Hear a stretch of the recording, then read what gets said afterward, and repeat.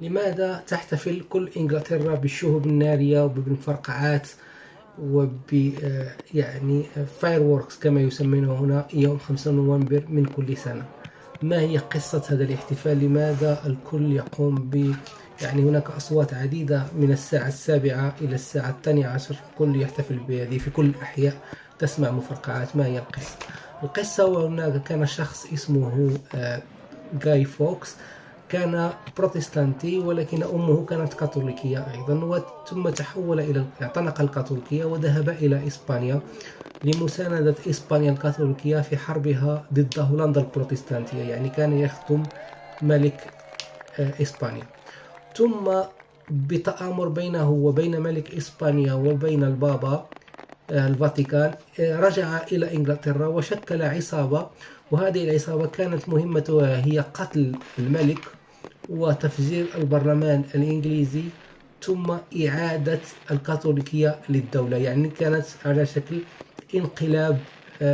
انقلاب على البروتستانتية أو الأنجليكانية في إنجلترا، وإعادة الكاثوليكية للحكم للملكية. وبالتالي فيقال أن جاي فوكس وزملائه حفروا نفق تحت البرلمان ووضعوا 36 برميل مليء بالمتفجرات، وكانت مهمة أو كان سيتم تفجير هذا البرميل. كان له ساعة يدوية من تلك الساعات يعرف بها أن الوقت الذي سينفجر فيه البراميل، ويعرف كيف ينسحب. أصدقائه انسحبوا ذهبوا إلى مدينة أخرى، ولكنه هو بقى كالأخير. وشخص ما أرسل إلى وزير الأول آنذاك، أرسل له رسالة يخبره فيها بأن هناك نار ستكون في منطقة ويست مينستر أو المنطقة المحيطة بالبرلمان، وبالتالي فعليه التأكد والحذر. وبالتالي يقال أن الوزير الأول كان ذكي وهبط إلى ذلك النفق ووجد جاي فوكس ومتلبس وبيده فانوس فيه ضوء وأيضا فليمز لإشعال البراميل وكذلك الساعة. وتم أخذ جاي فوكس وتعذيبه لأيام ليعترف بأن لديه زملائه وبأن مهمته كانت هي تفجير البرلمان وقتل الملك جيمس الأول وإعادة الكاثوليكية.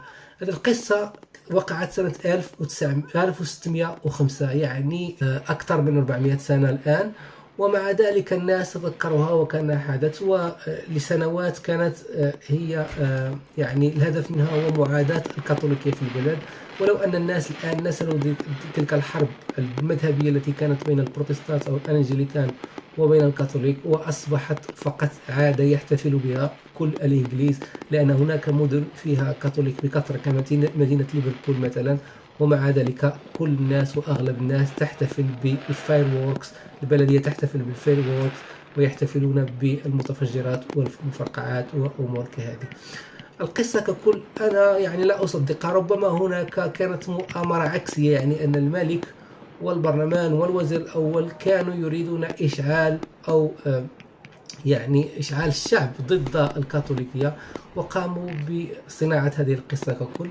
لكن يعني لسنا متأكدين، هناك وجهتي نظر، لكن وجهة النظر الغالبة هي أن جاي فوكس كان يشتغل مع ملك إسبانيا وكان يشتغل مع البابا، وكانوا يريدون فعل تفجير البرلمان الإنجليزي وقتل الملك جيمس الأول وإعادة الكاثوليكية.